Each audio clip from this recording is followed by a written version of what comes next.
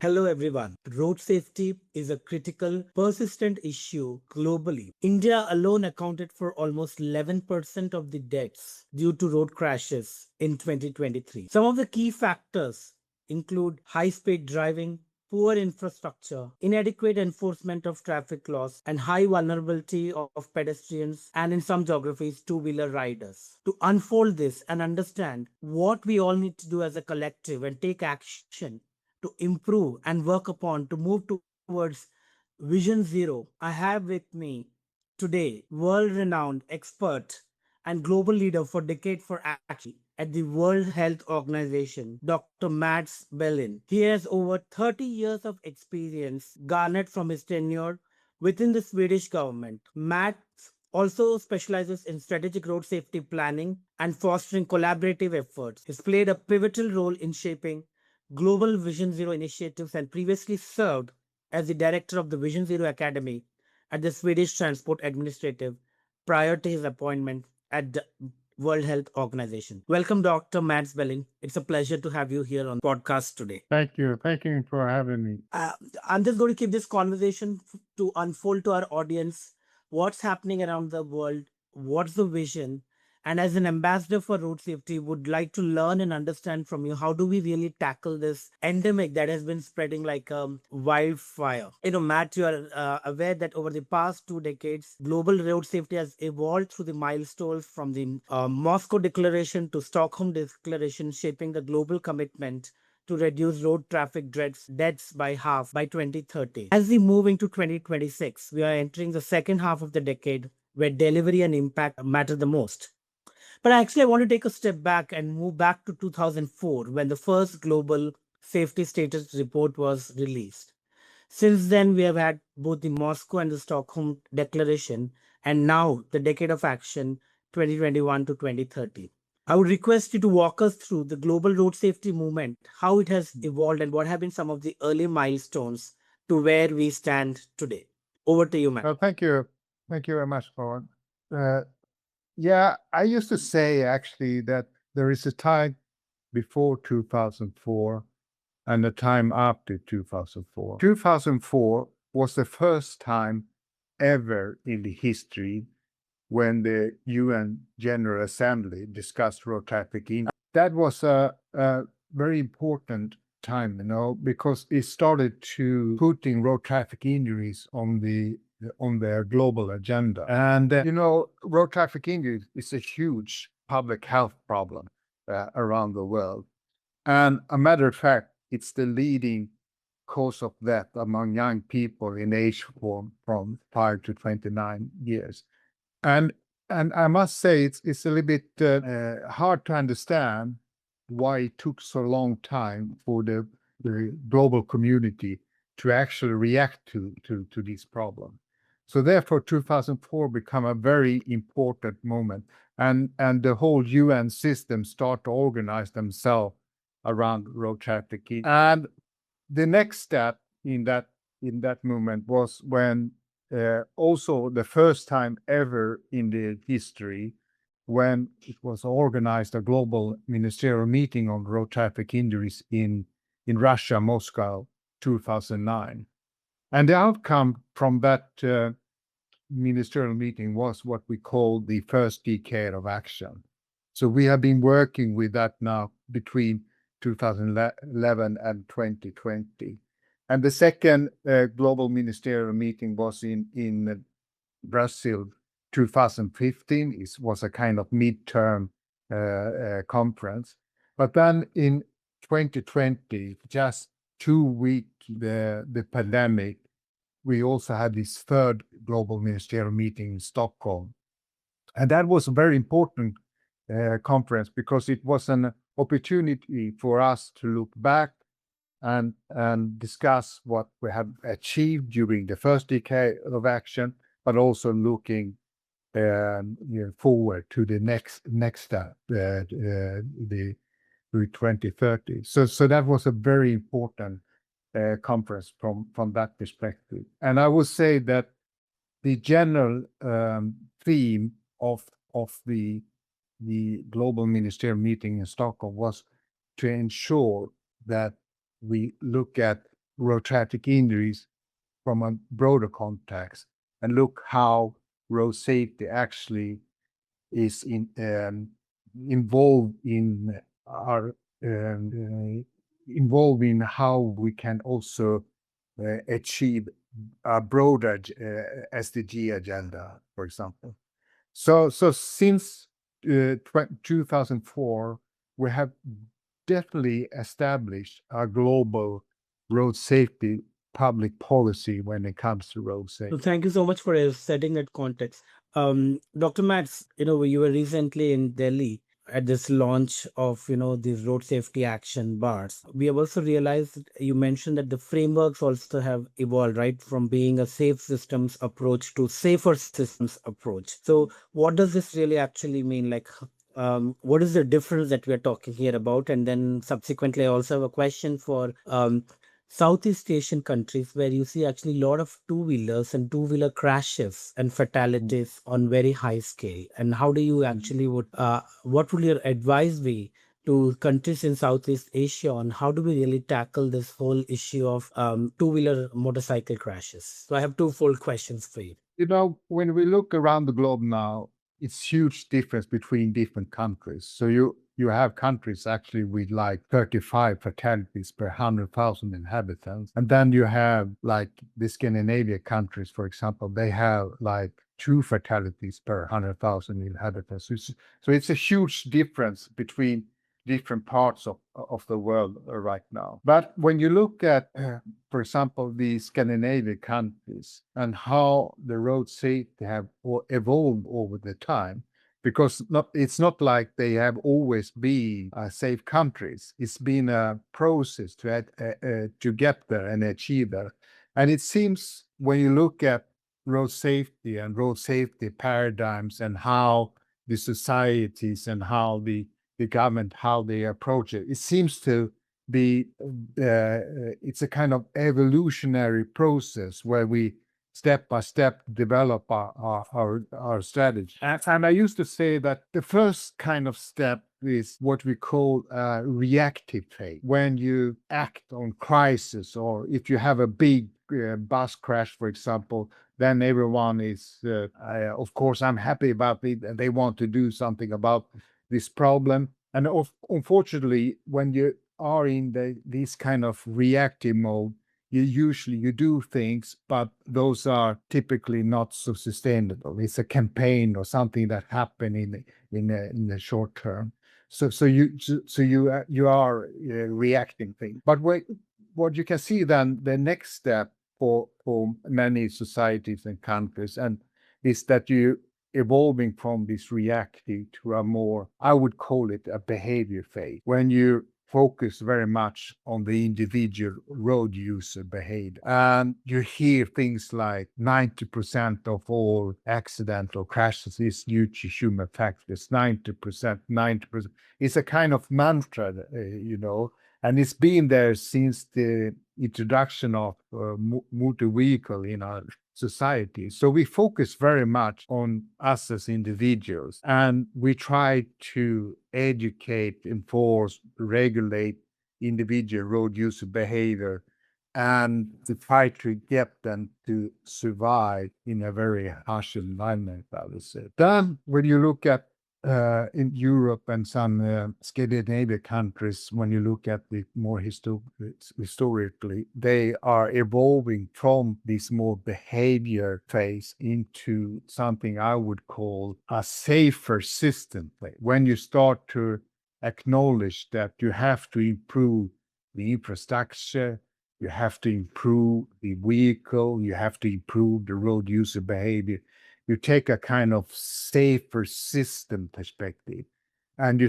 try to step by step reduce the risk in your society.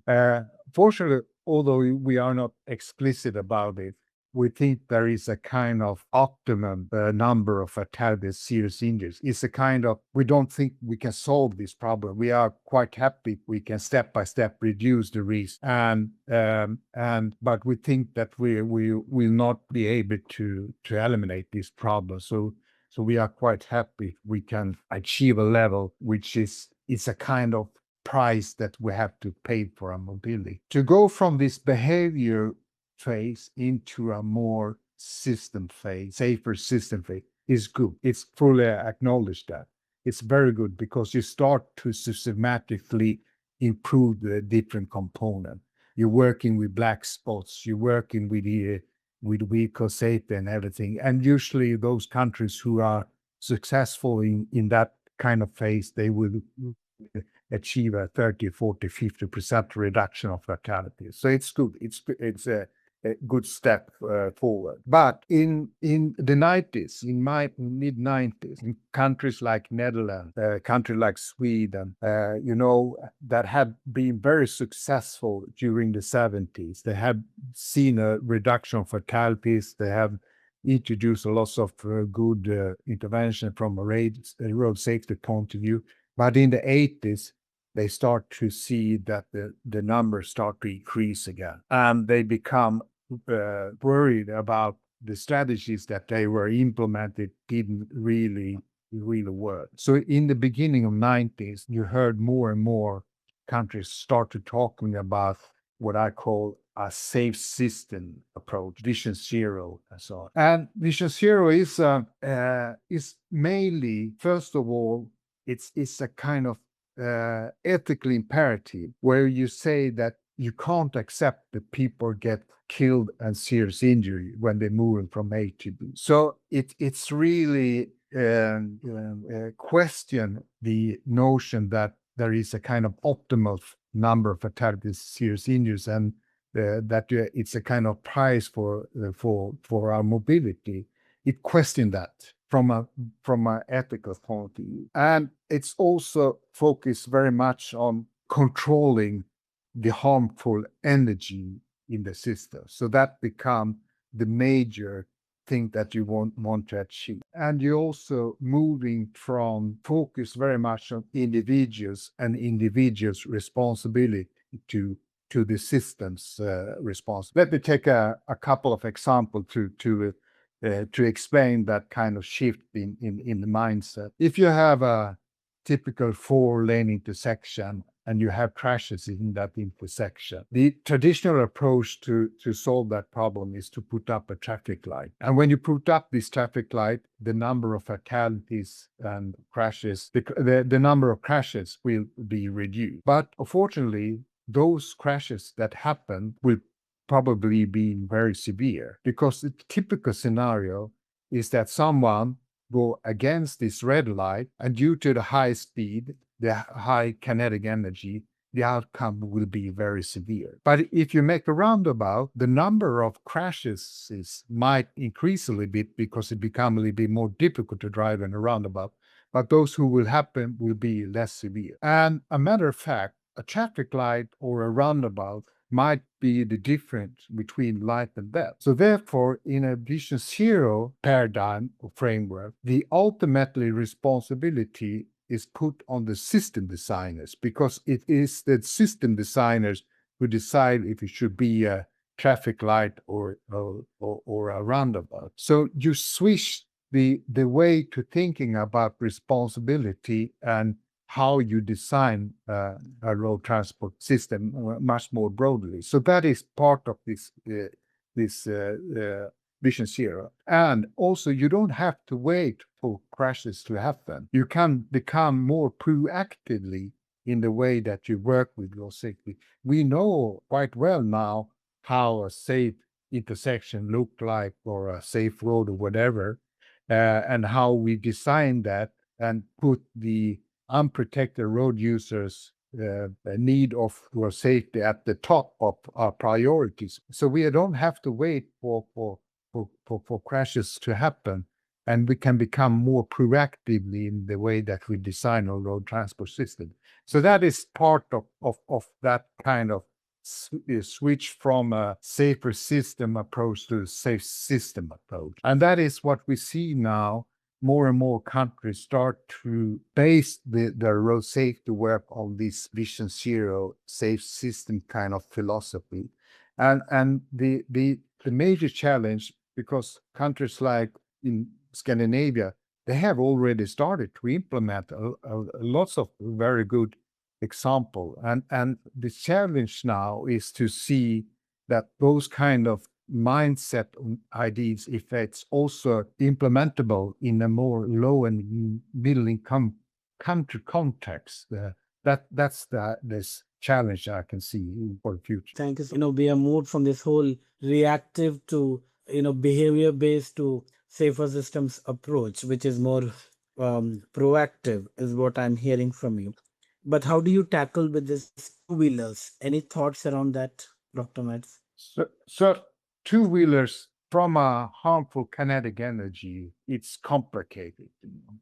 As long as you have low speed, so coming back from New Delhi, in middle of New Delhi, it's it's very chaotic and problematic for a person from Europe to to understand that kind of traffic.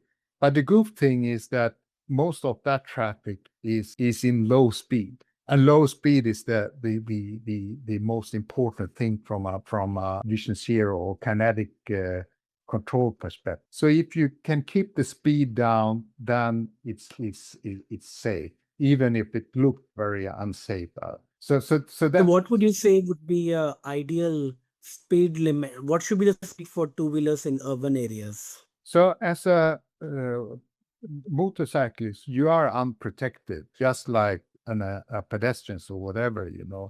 So when this Vision Zero start to be introduced, we also introduced it to setting different threshold for how much, because harmful kinetic energy is speed basically. So it's the same kind of thing. So we start to discuss things like, in a country like Sweden, we used to have 50 kilometers as the default speed in a urban area, but we know from research that if you get hit by a car in 50 kilometers, the risk that you get killed is more than 80%. But if you get hit by a car in 30 kilometers, the risk is less than 10%. So it's huge difference between 30, 40, or 50 kilometers from a kinetic energy point of view. But of course, we as individuals, we don't understand that. We can't see the difference between 30 or 40 or 50 kilometers. That's why also it become very important for the system designer to setting the speed. So for a motorcyclist, that is the same basically. It's the same, if you are unprotected, then it's the same kind of. So what we are aiming for is maybe not motorcycle, small electric bike or whatever, with lower speed. That could fit into a kind of safe system approach. As soon as we increase the speed, I'm quite sure that when you look at motorcycles in most of these low-income countries, it's not downtown problem. It's when they go from the villages and others into cities, then the speed comes up and you are very vulnerable. It's one crash and it's end up in catastrophe because you're going too fast. But from a Vision Zero point of view, it's not only that. When you go to Vietnam, or Hanoi, or whatever, and you see all these motorcycles from a system Vision Zero perspective, your question will be, what on earth are all these people doing on motorcycles? So even if we are from a road safety community perspective, have focused very much on protecting the heads with the helmets and that sort of thing. These kind of problems we need to see much more broader, because they are probably so much more efficient, more upstream. So it's not it become motorcycle versus public transport. So public transport is actually a very effective road safety intervention in this case. But if you hear these more traditional road safety community, they are a little bit stuck into talking about here and now problems, and they don't put it into a much broader perspective where it's actually also how we organize our transport. And how people go from to and from school and from work and that sort. That is very important from a safety point of view that we address those problems much more up. For example, I think very interesting points that you've raised in terms of.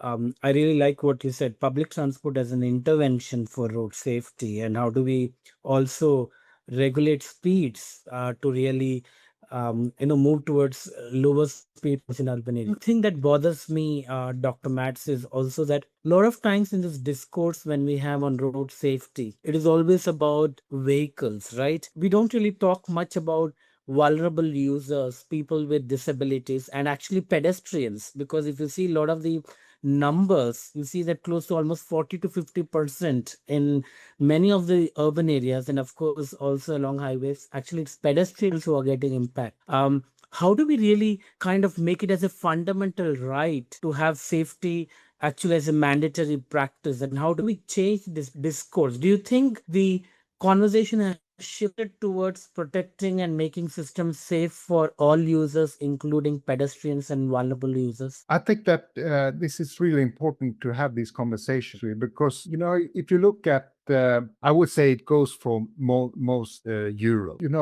Like a country like Sweden, it was after the World War II when things took off when it comes to the motorization of our society. And if you go back in that time, you will see that many people were very positive to this development. Everyone wants the car, everyone wants to be able to use this new technology, and a lot of money was invested into a kind of motorized society. In that time, even in a country like Sweden, we have lots of cyclists, lots of pedestrians, lots of motorcycles, and so on. But they moved from that kind of transport modes into cars.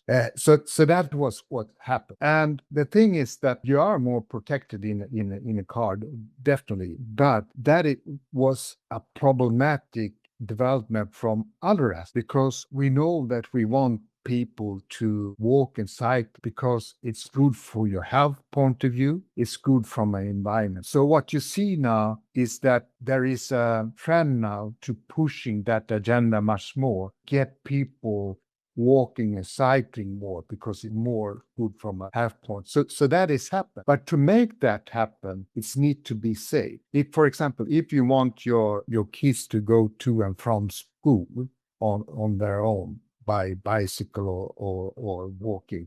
It needs to be safe to make that happen. So safety become an enabler. But when you look at other countries like New Delhi, for example, you don't even have sidewalk. It's lack of investment for these unprotected road use. They are there and they pay a very high price because it's become very unsafe. So it's a different situation from a low and middle income countries where you have lots of walking and cycling. In Europe, you don't have that, but you want that to happen. So you want investment to ensure that people walking and cycling. So we are in the same boat now, that we need to see that we invest much more into this kind of way to transport ourselves. One of the barriers to make that happen is safety, actually. So that's why we all need to put unprotected road users' need of safe as top number one priority. So when we mix people walking and cycling, we can't accept higher speed than 30 kilometers and that sort of thing, because that is, from a safety point of view, the right thing to do, and it's also give more opportunity for people to walk and cycle. You have to combine these things together, I think, in some kind of safe, healthy mobility, which is a kind of human right rather than. Yeah. So, in fact, one thing I've noticed is that actually in India, we actually have good pedestrian infrastructures in the city centers and central areas. But as you move to peri-urban areas where the whole development is happening, that's where we see a whole lack of infrastructure not keeping up with pace of development. But I also wanted to actually kind of transition right into the India story that we are seeing actually a lot of zero fatality corridors or initiatives being launched good Samaritan laws, cashless treatment schemes, and there are also strict enforcement measures. There has also been this whole thinking about a grade based driving license system that's being really discussed on how do you actually segregate repeated traffic violations. Um, I just wanted to understand from your experience globally, how effective are strict penalty based enforcement systems in improving road safety? I think Are that they really useful tool? Are they effective enough? yeah, so I think that there are, in broad sense, I would say that there are two major models for road safety. One is very much enforcement driven, and the second one is more engineering driven. If I just two very broad models when it comes to road safety, and and it's been shown, that if you have a very dedicated police enforcement and keep the enforcement on a high level, that is could be efficient way to work with road safety. The typical example on that is Victoria, Australia, in the early 90s, when they start to introduce this mobile speed camera program. They have random breath controls. They have a very dedicated police enforcement that work with it. This is and back it up with the campaigns and those kind of things. That is definitely a model that can work. The problem with that model is the sustainability in those, because you have to keep a very high level of enforcement. And if you go to a country like Sweden, for example, if you make random breath controls in the whole system, you will find that 99.8% of the traffic is sober. That means that 2 per 1,000 is influenced by alcohol. That's fantastic. That's really fantastic. So we don't have a social norm problem with drink and driving in a country like Sweden. To keep that, the police to make those random breath controls when you only stop 2 per 1,000, that means that 998 people are sober. It's very difficult to give the priority within the police enforcement for this kind of. They are very efficient. They are proactively they working, but when the police manager, see this, we can't use our resources for this, so they start to withdraw it. So it become, up and down when it comes to these kind of informant. Sometimes they are very effective and working very systematically, and sometimes they withdraw these kind of support. And in a country like But Sweden, Dr. Manas, sorry. just building upon what you said, do you think technology can be what role does technology play in So that's addressing my road safety? Because I think you're alluding to that also. Yeah. exactly. So that's my point here now then, because in Sweden, like 25% of all fatal crashes is alcohol related. So we don't have a social norm problem, but we have still a problem with drink and driving and the effect of that. So what are they doing then in a country like Sweden when they move from a behavior approach to a more vision zero approach when it comes to safety? They probably one of the most effective countermeasure you have for reduce the alcohol-related fatal crashes in Sweden. Probably one of the most effective that they have implemented the last 20 years is on rural roads. It's a middle barrier. It's called 2+1 road. You can go Google that 2+1 road. But basically, what you're doing is that you put up a middle barrier on high speed roads, and due that the middle barrier, you prevent head-on collisions, which is the most dangerous crashes. And this middle barrier don't care if you are influenced by alcohol, if you are fatigued, if you are distracted, or whatever, it will only prevent you from killing yourself or someone else. So that is probably one of the most effective. So you build in a system where you prevent people from these negative consequences. And of course, we can't put up those middle barriers everywhere or traffic calming everywhere. So in a country like Sweden now, they are leaning much more into technology to solve the same old problems with drink and driving or speeding with new technology. So, for example, 90% of all school buses in Sweden, they have installed alcohols. So the driver have to ensure that they are sober to drive in. So it's not a police thing. It's more something that is become integrated in the way that organization is carrying out road safety. So I agree totally that new technology become very important to achieve this. No. So technology become a very important thing. So that's where I said that it's like a very strong behavior enforcement kind of idea, and it's more engineering technology idea when it comes to safety. The thing is that with this enforcement idea, I also see that there are many that think that this is a very good way to collect money. So it become blurry. The use of that strategy, is it for safety or is it for revenue raising? And that it was had happened in some countries, when they start to implement speed camera program and people start to mistrust the whole system because it's not really for reducing the speed, it's more for collecting money. So it's something that needs to be discussed.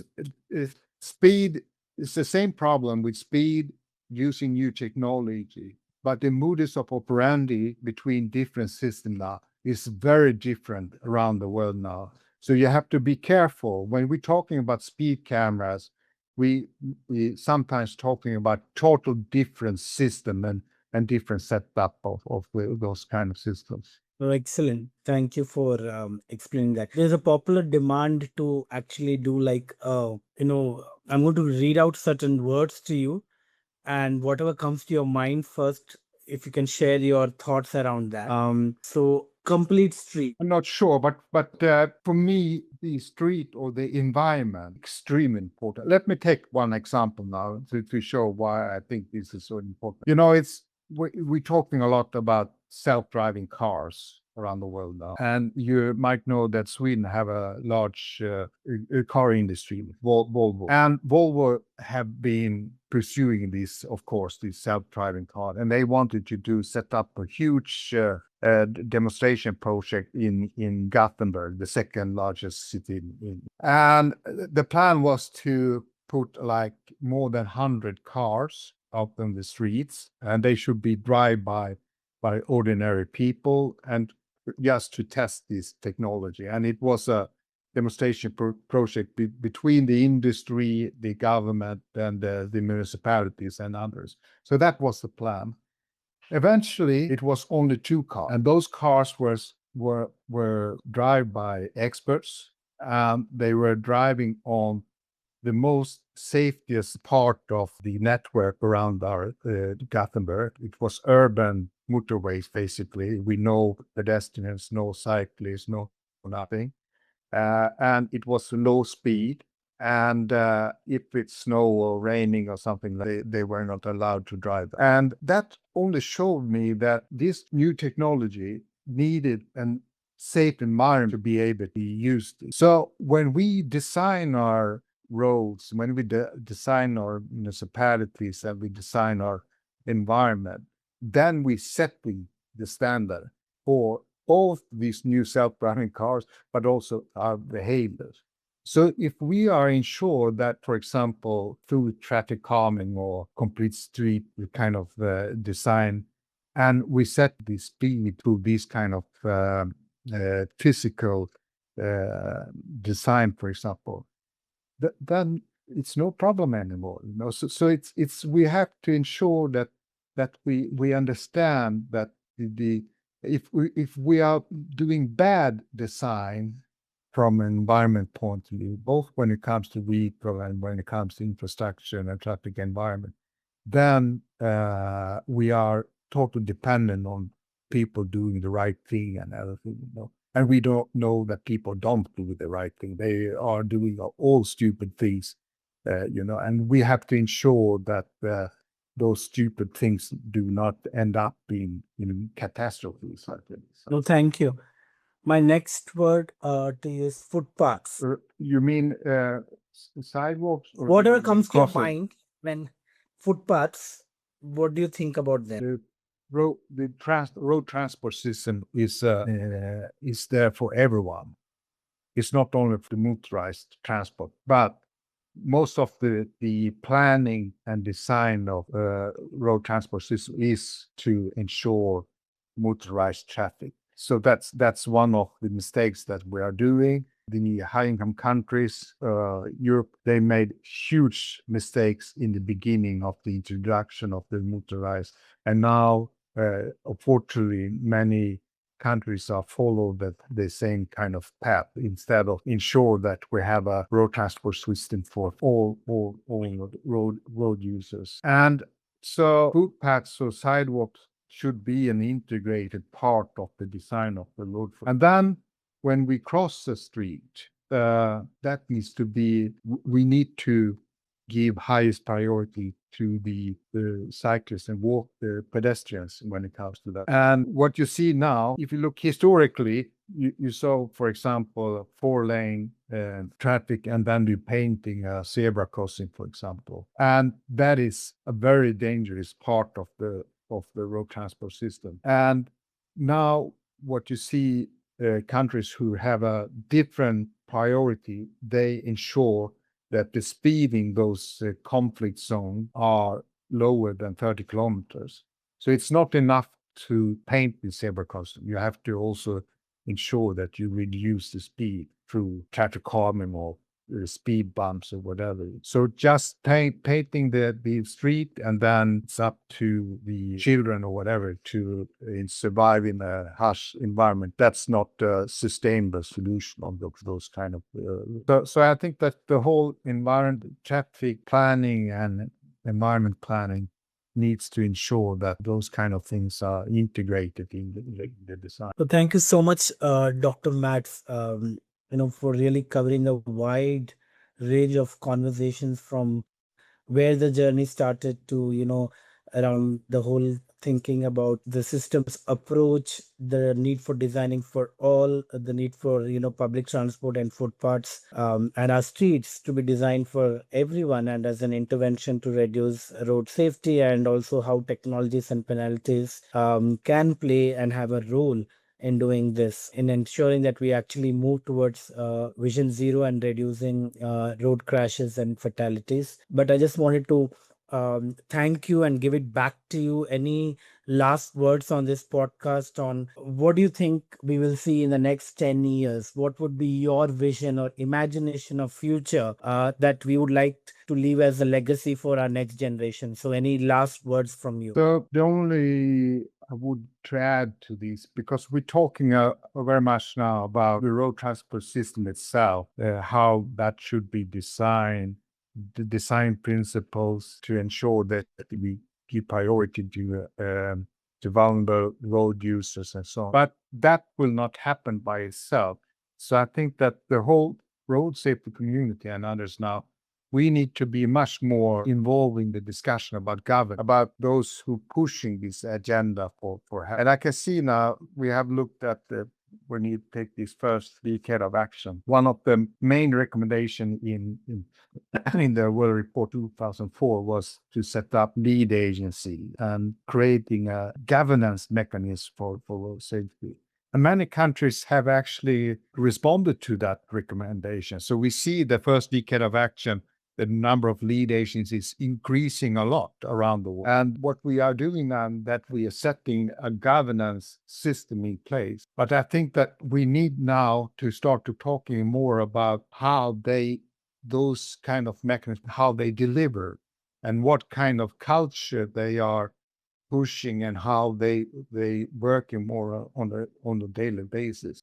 Now, when I was in India, it's obvious for me that due to different decisions made about from the Supreme Court to push the states, for example, setting up this kind of governance mechanism, and we should all support now to ensure that those kind of institutions become effective and be ensured that you have a whole process of the governance to that we can see in reality when we see traffic calming solutions in on the ground and so on. So it's a whole system that needs to be put in place. And I think that we need to spend more time and discussing the effectiveness of those governance now. Because if I look at it now more from a global perspective, I see that international organization and others have tried to support countries to set up this governance,